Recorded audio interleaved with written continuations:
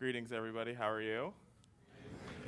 Well, if I bring you greetings from our nation's capital, where it's hot, and Congress isn't there, so that's good. That means they're not doing anything, and they're not doing anything when they're there, so it doesn't really matter either way. But it's good to be home. It's been a while since I've been back. I think it's been since Thanksgiving. And it's also good to, this is a different setting for me. Usually I am asking people to write checks to a particular candidate, and that's a lot harder than this, I would say. And it's also, usually I don't really get to speak in front of my mother very much, so I'm happy for that. And also, don't get to speak in front of my brother, who's also here, and his girlfriend, and my godmother, who's known me before I knew myself. So usually I'm speaking in front of folks that have suits on. They're like, okay, so what do we need to do, and why should we support this person? So this is a different feel for me, so I'm happy to be here, and I'm thankful for the invitation. I want to thank Hazel Burgess for putting this all together. I know how tough it is and breathtaking it is to put something like this together and making sure that everybody gets in the right place. And on the drive over, I said to my brother, I'm like, it's 11:05. I guarantee I'll get a phone call in a few minutes because I know how these things are, and I'm the same exact way. I also want to thank all the ministers for allowing me to speak. Pastor Carter, Dixon, Grant, Martin, and Wallace for allowing me to speak here. And I promise you I won't preach because I'm not a preacher. I'm a speaker, so nobody will fall down. I won't tear up any chairs or anything like that, so you're safe.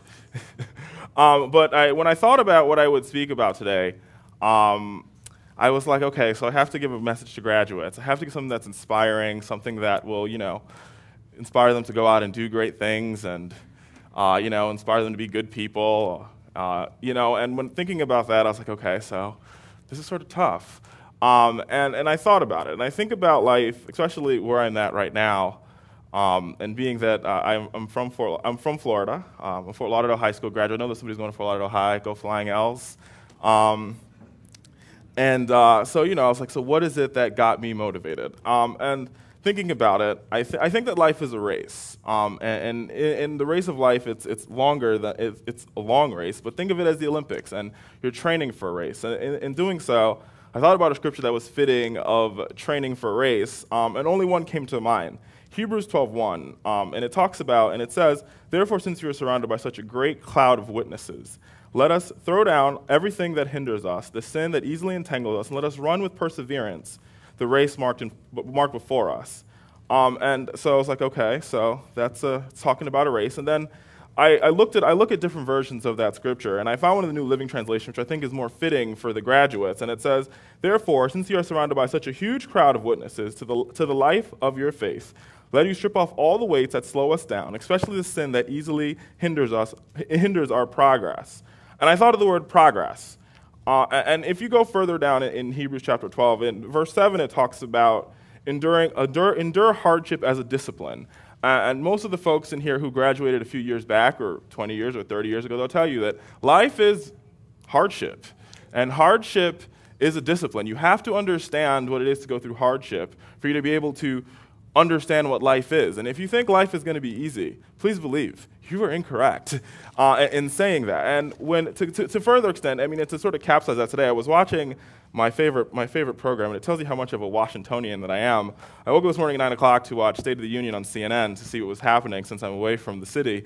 And an interesting fact came across the news, and it said the age that is hardest hit by this recession is age 24 to 36. We have the most job losses, and we have the most pay cuts.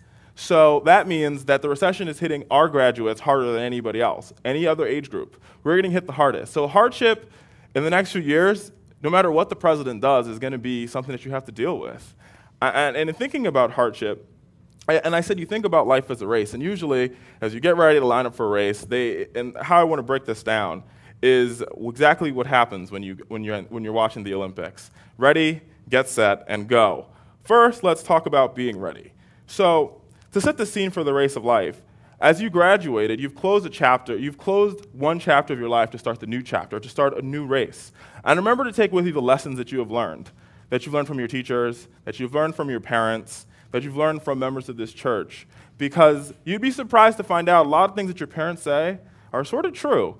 And you might not realize that now, but a few years from down the road, you'll realize that. And you'll realize that You'll realize that when your parents tell you things, they're usually right. And it took me a while. I'm 23, and I learned that a year or two ago. So I'm still working with that. But it's true. And also not only that, but remember the training that you have learned. And to break this down, and we have some preschool graduates, some kindergarten graduates, it's mathematics. When you first start, you learn how to add crayons. And from adding crayons, you learn to multiplying, then long division. And as you get older and older and older, and to my college graduates, and I know we have an MBA graduate, you start doing financial derivatives, and you start doing stock and options, you start doing calculus, and if you didn't know how to count crayons, you would never be able to do a derivative. And please believe me, derivatives are not easy by any stretch of the imagination. And I'm an econ major, and I'm telling you, they're not easy. So but I say that to say that everything that you do in life is setting up for something else. And so as you're ready, and as you're getting ready for the race of life, you have to remember everything that you've been through. Everything that you've been through has taken you to where you are now. In addition, remember that you have to get set.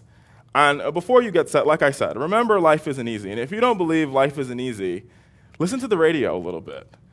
I love Moody, and my mom listens to Moody religiously, but I want to go to 99.9, which is a country station. And they'll tell you that life is quite difficult because country is very depressing music. I mean, cowgirls don't cry.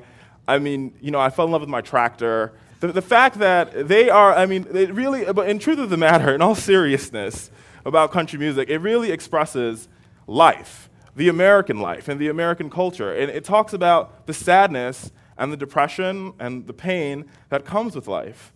And remember, life is never going to be easy. You're going to fall. And I take it from personal experience, and I'm pretty sure, I know the year before you guys had a great graduate speaker, and the year before you had a good friend of mine as another graduate speaker.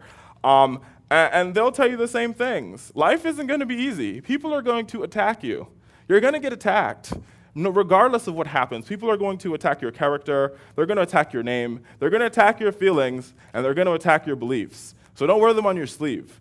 And they'll attack you in the weirdest way. They'll slander your name, they'll drag your name through the mud. Been there, done that. The simple fact is that it's going to happen, and you have to be prepared for the fact that it's going to happen. And when it does happen, you have to remember that you're not judged on whether they slander your name. You're judged if you get back up again, you see? You have to get back up again because the essence of life is not falling. The essence of life is getting back up again. And to a further extent, you have to envision the ending as you look down that 100 meters or 400 meters that you're beginning to run, you have to envision the ending. And that ending is different for everybody. And graduates and those who aren't graduates, I like to tell people, because I like to, impart knowledge if I can. And one thing that I do that is really helpful for me when it comes to envisioning my future is something called a vision board. I'm a big Oprah Winfrey fan. I got it from her. Whoop, whoop to the O. But she states that you have to envision your future. And so to do that, you create a vision board. You write down all your dreams, long-term, short-term, tomorrow, yesterday, 10 years from now. You write it up, you put it on the board, and you just look at it every day. It's almost, and also, if you go through Hebrews, Hebrews is also a book of faith, and it talks about faith is the evidence of things unseen and things hoped for. So you have to hope for the future. I've written checks to myself that I can't cash now, please believe. Bank of America will bounce that thing so hard.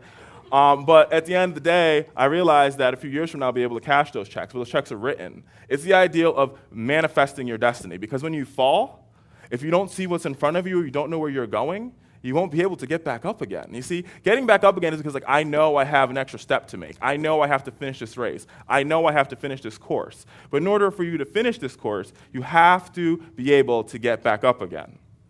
And on top of that, be focused, graduates.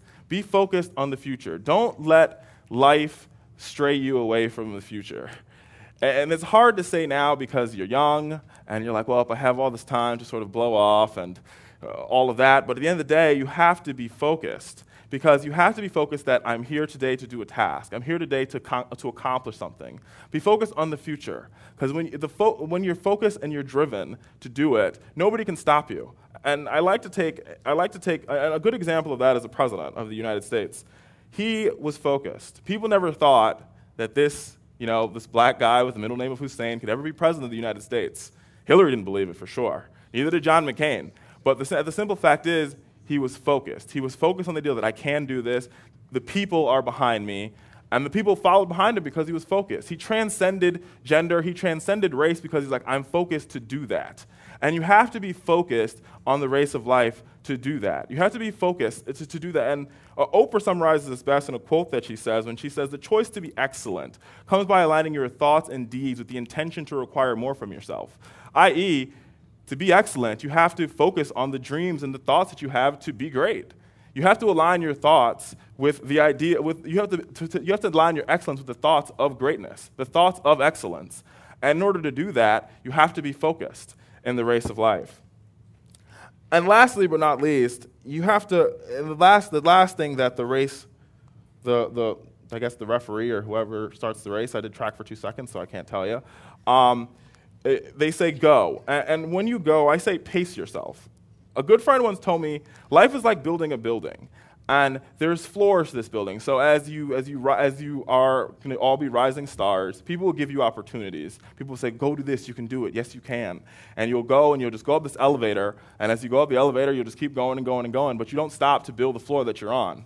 And so when you fall, the fall is a lot harder, and it's harder to get back up again. So when you get to the first floor, build the first floor.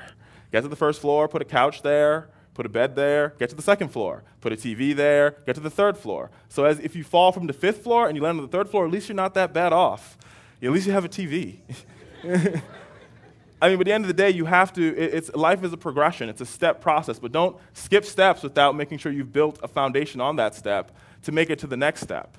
And also, I'd like to end with a story that is, and these are for my preschoolers, but this is a story that everybody knows. It's the story of the tortoise and the hare. And I want to analyze this race because it's a very classic race of life. And at the beginning of the race, the hare walks up and he's like, listen, I know I'm faster than the tortoise. The tortoise is not fast at all. I could win this. I'm just going to go, run, have a lemonade at my friend's house. And the tortoise comes in, he's like, well, I'm not sure if I could do this, but I believe I can. Yes, I can do it. Yes, I can achieve it. And he's paced himself. He was slow. He was steady, but he paced himself. And the hare, he started off really fast. He was, just going at it. The crowd, like you said, you're surrounded by a great cloud of witnesses. And being surrounded by a great crowd of witnesses, the hare is surrounded by all his family, as well as the tortoise is surrounded by all his family. If you go back to the scripture in particular, and a theologian just summarizes it saying that the writer of Hebrews is the illusion of the Olympics, and the eyes of the principal countrymen are watching you as they're fixed on the Olympics. Everybody from the village is fixed on the Olympics. And the tortoise and the hare race is very similar in that, and most folks know that. I mean, the Jamaican track team is really good these days, and if you don't believe me, you could ask my mom, because even though she's not a sports person, when the Olympics comes on, she turns into this the biggest Jamaican fan I've ever seen in my life. And even though Usain Bolt cannot see her because she's thousands and thousands of miles away, she's still cheering him on because the eyes of your countrymen are still watching you. And no matter how far they are, people are watching you from everywhere. And Usain Bolt can't hear my mom screaming, go Jamaica, go. But at the end of the day, the fact that he's being watched by everybody, all of his countrymen are watching him, similar to this race. So all the tortoises and the turtles are out watching and they're cheering on their friend.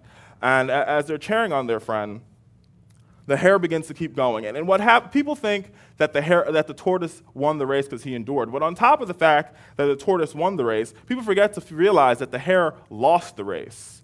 He lost the race because he grew overconfident. He lost the race because he's like, I know I can do this, I know I'm the best, and nobody can stop me. But a lot of times, what you realize in life is that the people who are the most talented and the most competent don't always win. These are people with the most heart. It's the heart that wins the race, you see. And the presidential race is a good example. Hillary thought she had it in the bag. I mean, she went into Iowa and she's like, I didn't win, but I'm going to act like I won. And then she went to New Hampshire and she's like, I won, but I'm still winning. Then she went to South Carolina, she's like, oh, wow, I'm losing.